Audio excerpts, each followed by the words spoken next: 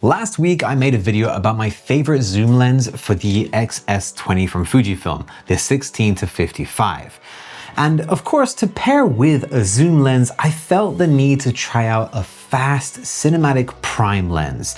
So I looked through Fujifilm UK's catalog and I settled on this, the 50mm f1.2. This way I had a zoom lens for convenience and then a nice, fast, cinematic looking prime lens for those juicy, cinematic, bokeh-licious shots. You can check out the zoom lens video at the end of this video, but for now, let's get into why I picked this lens out of all the other ones that were available and whether or not it was the right lens to pick up for someone who's trying out the Fujifilm world for the very first time. This is a 56mm f1.2 lens. It is an APS-C lens made for APS-C sensors, which of course means there is a 1.5 times crop applied to it.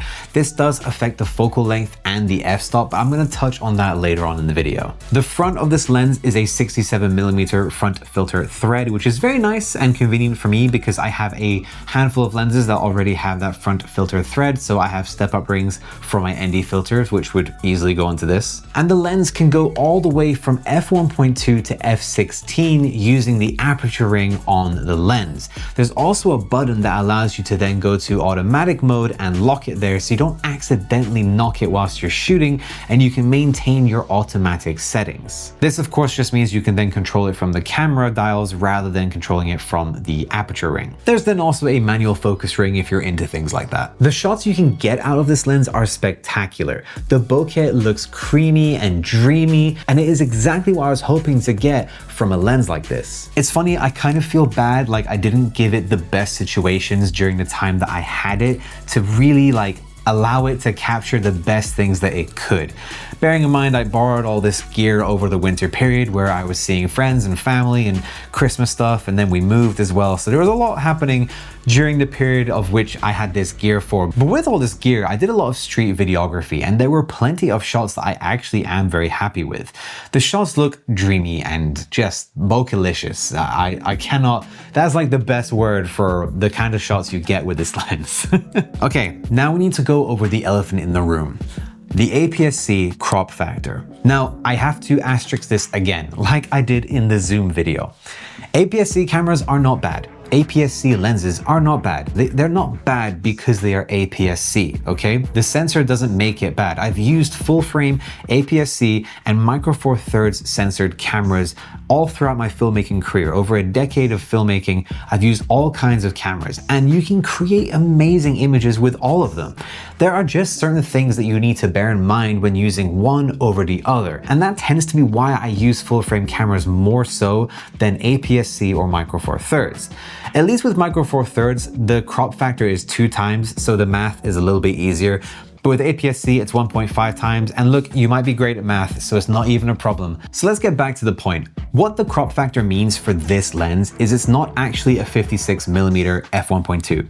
It's actually an 85mm f1.8 in terms of its full frame lens equivalent. Now, the benefit we get with this lens is we still get the amount of light being let in that an f1.2 lens would let in, and that's pretty cool. For low light videography and just exposing your image in general, you're getting more light in than an f1.8 lens would actually let in. The only thing is how your images will look like an f1.8 lens.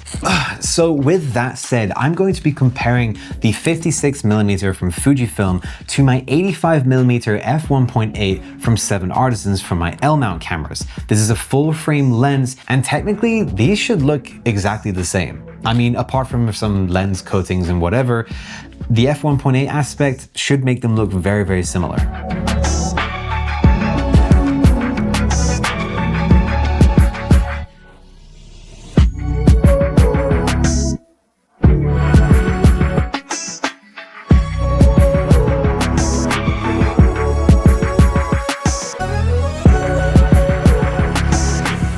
Now, I'm going to continue on with this point by tying it into the things that I don't like about this lens. And this is kind of a tricky one to answer because there isn't actually anything I dislike about this lens. It is a bit of a chunky boy. I mean, here it is next to a full frame lens and it's of similar length and it is a lot fatter and all of that, but like, you know, potatoes, tomatoes, potatoes, patatas, and whatever. I don't think there's anything actually bad about the lens. It's just the APS-C factor to bear in mind. And again, I really have to emphasize that doesn't make it bad, but it just means there's more to consider when it comes to, oh, I want this kind of shot. Is this going to be the right lens for that? So to sum everything up, this lens is dope, okay? It has the exposure capabilities of an f1.2 lens, which is chef's kiss, like an 85mm f1.2 exposure, but it looks like an f1.8. But like, hey, for low light filmmaking, low light photography, that, you know, this is a good choice. The bokeh out of this thing is, again, chef's kiss. Every single shot I capture with this lens looks how I wanted it to. I really, really enjoy capturing things with this 56mm. The APS-C factor, this is the last time I'm going to mention it, I promise, is honestly the only thing to bear in mind with it. Whether or not you are already in the APS-C ecosystem, or you are thinking about switching over to Fujifilm and you're unsure about whether to go with the APS-C cameras or go with their much higher end cameras with a much larger sensor, or, you know, go with another company or whoever. This lens is fantastic, and I think it's a really good choice if you are looking for some fast prime lenses that will give you that cinematic look straight out of your camera. I really enjoyed using this lens, and I think it's a good one to pick up if you're looking for a cinematic prime for your kit. And if you guys do want to try it out for yourself, Fujifilm actually have a loan program. I think every camera brand has a loan program, by the way, and I did mention this in my Zoom review video as well. Also, I feel like saying these are review videos is a little unfair. I only had these lenses and the camera for like 3 weeks at most, and that's not really enough time to properly review something in detail.